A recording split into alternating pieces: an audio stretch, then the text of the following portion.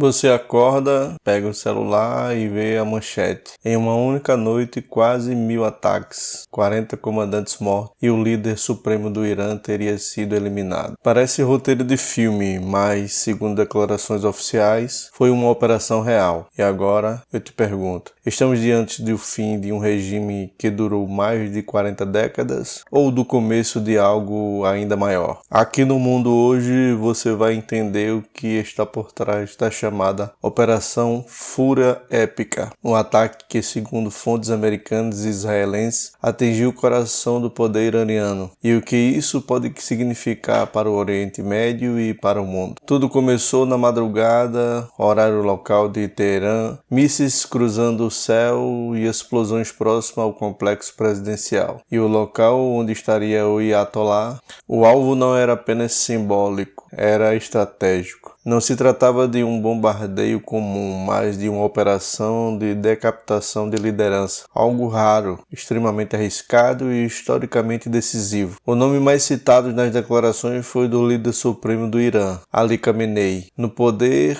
há mais de 3 décadas, ele representa o eixo central do regime, estabelecido após a Revolução Islâmica de 1979. Segundo autoridades americanas e israelenses, ele teria sido morto junto com membros do alto escalão, incluindo figuras chaves da Guarda Revolucionária. Entre os relatos aparece também o nome de Mojtaba Khamenei, apontado por analistas como possível sucessor. Se for confirmado isso, algo ainda mais profundo, não apenas a perda do líder, mas a ruptura imediata da linha de sucessão. Agora pense comigo, quando o regime centraliza poder em poucas figuras, o que acontece quando essas figuras desaparecem de uma vez? Fontes mencionam que mais de 40 comandantes e autoridades foram atingidos. Estamos falando de chefes de inteligências, líderes de forças aeroespaciais, responsáveis por mísseis balísticos, figuras ligadas ao programa nuclear e à segurança interna. Uma única noite teria eliminado décadas de estrutura acumulada. Então o presidente dos Estados Unidos, Donald Trump, declarou que o objetivo era impedir ameaças iminentes e impedir que o Irã avançasse em sua capacidade nuclear. Já o primeiro-ministro de Israel, Benjamin Netanyahu, teria acompanhado de perto os desdobramentos. Mas aqui vem a parte que muda completamente a narrativa. Enquanto autoridades iranianas negavam oficialmente a morte do líder, vídeos e relatos apontavam celebrações em algumas áreas de Teherã. Pessoas nas ruas, fogos, gritos. Isso não significa unanimidade. O Irã é uma nação complexa, com divisões profundas entre apoiadores do regime e opositores, que há anos protestam contra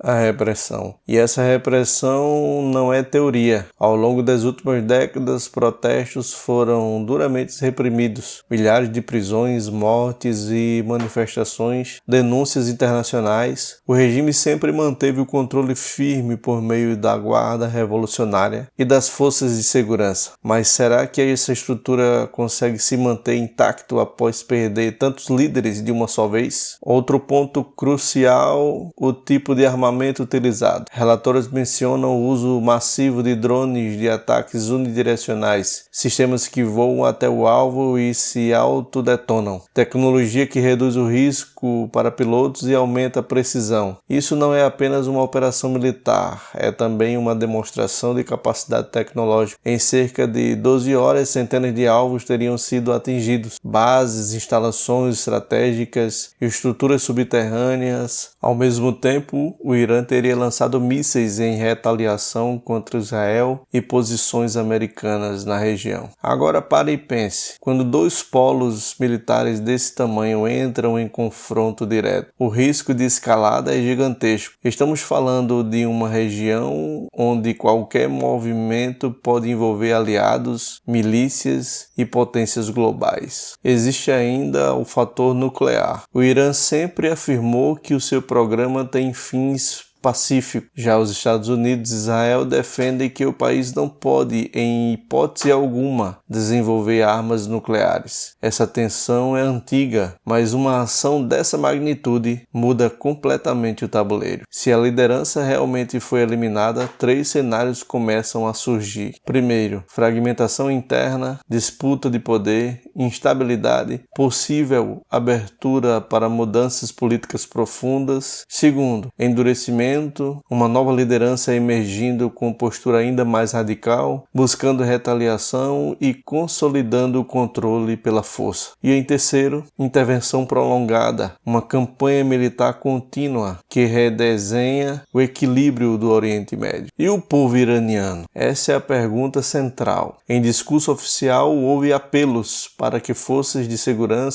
depusessem armas e se unissem à população, mas a realidade no terreno é sempre mais complexa do que qualquer pronunciamento. O Irã não é apenas um governo, é uma nação com quase 90 milhões de pessoas. História milenar, orgulho cultural profundo e uma sociedade diversa. Qualquer mudança brusca no topo do poder gera ondas imprevisíveis. E enquanto isso, o mundo observa. Rússia, China, Europa, países árabes, todos têm interesse estratégico na região. Petróleo, rotas marítimas, alianças militares, nada acontece isoladamente. Talvez você esteja se perguntando, isso pode virar uma guerra global? A resposta honesta é que depende dos próximos movimentos. Conflitos regionais já provaram no passado que podem escalar rapidamente quando múltiplos atores entram no jogo. O que sabemos até agora é que essa operação, se confirmada em todos os detalhes, entra para a história como uma das maiores ações de ataque à liderança de um Estado soberano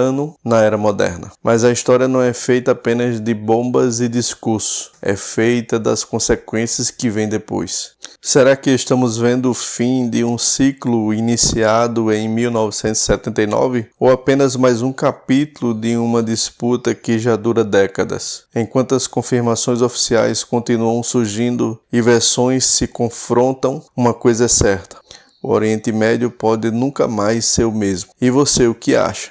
Estamos diante de uma mudança histórica ou de uma escalada perigosa que pode afetar o planeta inteiro? Se esse vídeo te ajudou a entender melhor o que está acontecendo, deixa o seu like, se inscreva no Mundo Hoje e ative as notificações. Aqui a gente vai acompanhar cada desdobramento, cada confirmação, cada impacto dessa história que ainda está sendo escrita. Porque no mundo hoje a informação é poder e entender os fatos é o primeiro passo para não ser pego de surpresa. Eu te vejo no próximo vídeo.